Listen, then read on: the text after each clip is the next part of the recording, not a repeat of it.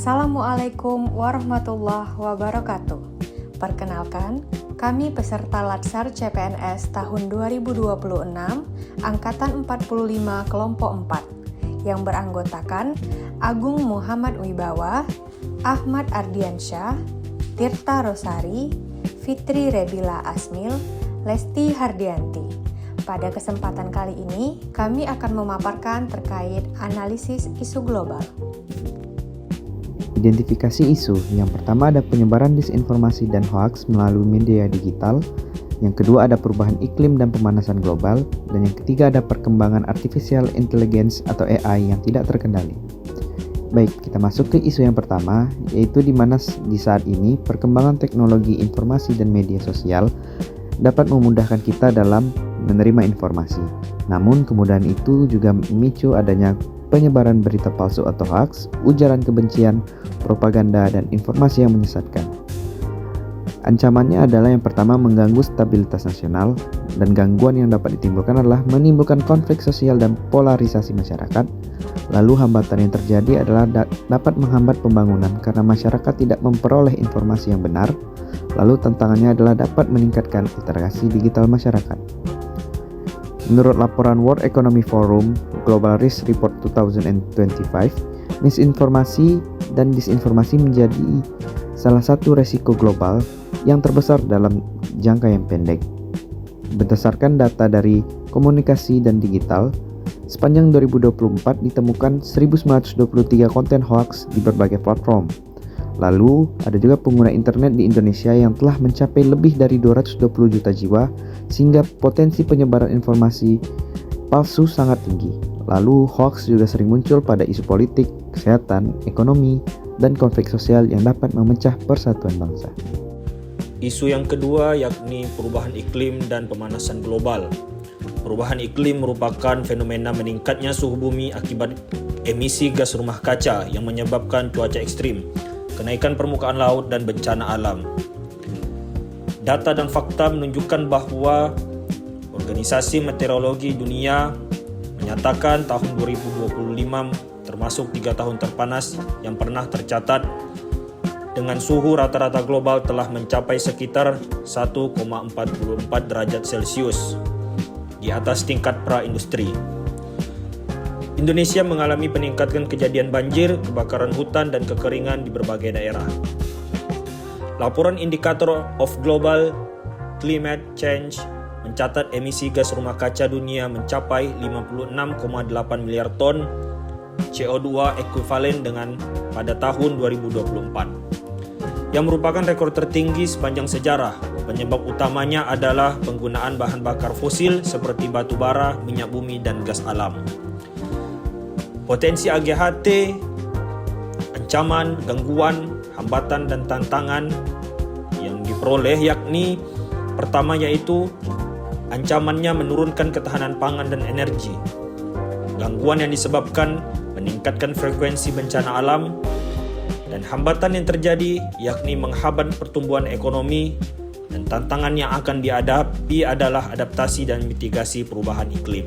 Selanjutnya, isu yang ketiga, perkembangan artificial intelligence atau kecerdasan buatan yang tidak terkendali. Kecerdasan buatan atau AI berkembang sangat pesat dan mulai menggantikan beberapa pekerjaan manusia. Di sisi lain, AI juga berpotensi disalahgunakan untuk manipulasi informasi, serangan cyber, dan pelanggaran privasi. Data dan fakta menunjukkan laporan Global Risk Report 2025 dari World Economic Forum menyebutkan bahwa dampak negatif teknologi AI termasuk dalam kelompok risiko global yang paling dikhawatirkan dalam dekade mendatang. Para ahli menilai bahwa perkembangan AI yang lebih cepat daripada regulasi dan tata kelola dapat menimbulkan berbagai risiko sosial, ekonomi, dan keamanan. AI telah digunakan secara luas dalam bidang pendidikan, kesehatan, industri, dan pemerintahan. World Economic Forum menempatkan misinformasi dan disinformasi sebagai risiko global nomor 1 dalam jangka pendek selama 2 tahun berturut-turut. Salah satu penyebab utamanya adalah kemampuan AI generatif menghasilkan teks, gambar, suara, dan video palsu yang sulit dibedakan dengan aslinya. Potensi ancamannya yakni kejahatan cyber dan manipulasi informasi. Dan gangguan yang berpotensi disebabkannya adalah hilangnya beberapa jenis pekerjaan. Hambatan yang terjadi yakni kesenjangan kompetensi digital, serta tantangan yang akan dihadapi adalah penyusunan regulasi dan peningkatan keterampilan SDM, sumber daya manusia. Selanjutnya yaitu analisis isu penyebaran disinformasi dan hoax melalui media digital menggunakan teknik APKL. APKL yaitu aktual, problematik, kehalayakan, dan layak. Ini adalah teknik yang digunakan untuk menentukan apakah suatu isu layak dijadikan isu prioritas. Yang pertama yaitu aktual, di mana penyebaran disinformasi dan hoax merupakan isu yang sedang terjadi dan terus berkembang. Seiring meningkatnya penggunaan media sosial, aplikasi pesan instan, dan AI. Hoax ini sering muncul pada isu politik, kesehatan, ekonomi, dan juga kebijakan pemerintah. Kriteria kedua, problematik, di mana hoax ini dia menimbulkan berbagai permasalahan seperti konflik sosial, keresahan masyarakat, menurunnya kepercayaan publik terhadap pemerintah, serta kesalahan dalam mengambil keputusan oleh masyarakat. Kriteria ketiga, kehalayakan, di mana dampak hoax ini dirasakan oleh masyarakat luas karena penyebarannya yang tidak terbatas pada kelompok tertentu. Seluruh lapisan masyarakat yang menggunakan media digital itu berpotensi menjadi korban maupun penyebaran hoax. Kriteria terakhir itu layak, di mana isu ini layak menjadikan prioritas penanganan karena dampak langsung terhadap stabilitas sosial, politik, ekonomi, dan keamanan nasional, serta berada dalam kewenangan pemerintah untuk melakukan pencegahan dan pengendalian. Berdasarkan analisis APKL ini, penyebaran informasi dan hoax melalui media digital memenuhi seluruh kriteria APKL, sehingga dapat ditetapkan sebagai isu prioritas yang perlu segera ditangani. Kemudian teknik kedua yaitu dengan teknik USG, yaitu urgency, seriousness, dan growth, digunakan untuk mengidentifikasi dan menentukan penyebab utama yang paling sering ditangani terlebih dahulu. Di mana pertama yaitu penyebab rendahnya literasi digital masyarakat untuk nilai U5, S5, dan G5 dengan total 15. Kemudian penyebab selanjutnya yaitu kemudahan penyebaran informasi melalui media sosial dengan total nilai 14. Kemudian kurangnya verifikasi informasi sebelum dibagikan dengan total 13. Penyalahgunaan teknologi AI dan deepfake dengan total 14. Dan terakhir, lemahnya pengawasan dan penegakan hukum dengan nilai 11. Penyebab utama dari hasil analisis tersebut di mana yaitu rendahnya literasi digital masyarakat. Alasannya, masyarakat belum memiliki kemampuan yang memadai untuk membedakan informasi yang benar dan informasi yang palsu. Kemudian banyaknya pengguna media sosial langsung percaya dan menyebarkan informasi tanpa melakukan pengecekan fakta terlebih dahulu. Kemudian rendahnya kemampuan berpikir kritis menyebabkan hoax mudah diterima dan berkembang.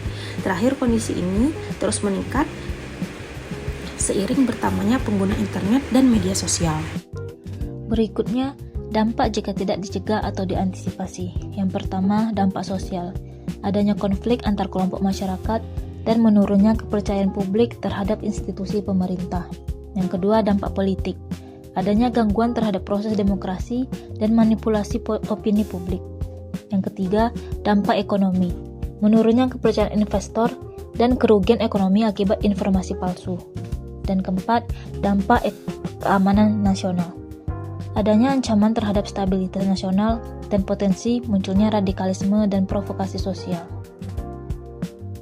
Rekomendasi pencegahan dan penyelesaian. Pada tataran kebijakan, yang pertama, penguatan literasi digital nasional dengan memperluas program literasi digital hingga tingkat desa dan memasukkan literasi digital dalam kurikulum pendidikan. Yang kedua, penguatan regulasi dengan mengoptimalisasi penegakan hukum terhadap pelaku penyebaran hoax dan penyempurnaan regulasi terkait keamanan ruang digital. Yang ketiga, kolaborasi multipihak dengan kerjasama pemerintah, media, akademisi, dan platform digital. Pengembangan sistem deteksi dini hoax berbasis AI. Dan yang keempat, penguatan komunikasi publik pemerintah dengan penyampaian informasi resmi secara cepat, akurat, dan transparan. Pada tataran teknis dalam kehidupan sehari-hari, yang pertama, pada individu dengan memeriksa sumber informasi sebelum membagikan, melakukan cross-check dengan media terpercaya, dan meningkatkan kemampuan literasi digital. Kedua, keluarga. Mengedukasi anggota keluarga tentang bahaya hoax dan mengawasi penggunaan media sosial oleh anak. Dan yang terakhir, masyarakat dengan membentuk komunitas literasi digital serta melaporkan konten hoax kepada pihak berwenang. Peran aparatur sipil negara atau ASN sebagai pelaksana kebijakan publik, pelayan publik, dan perekat persatuan bangsa, ASN memiliki peran strategis. Di antaranya yang pertama, sebagai teladan. Maksudnya ialah tidak menyebarkan informasi yang belum terverifikasi dan menggunakan media sosial secara bijak. Yang kedua, sebagai edukator, yakni memberikan edukasi kepada masyarakat mengenai literasi digital dan menjadi sumber informasi yang kredibel.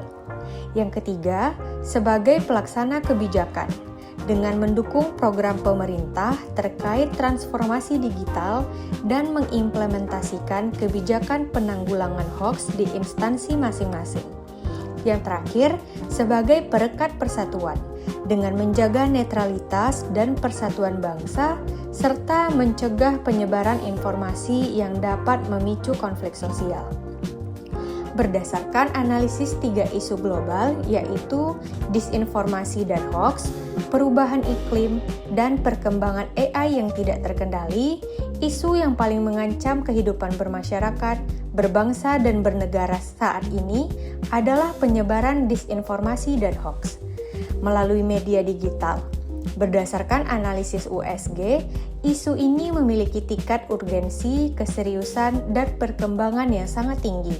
Oleh karena itu, diperlukan penguatan literasi digital, regulasi yang efektif, kolaborasi multi pihak, serta peran aktif ASN sebagai agen perubahan untuk mencegah dan mengatasi dampak negatif yang ditimbulkan.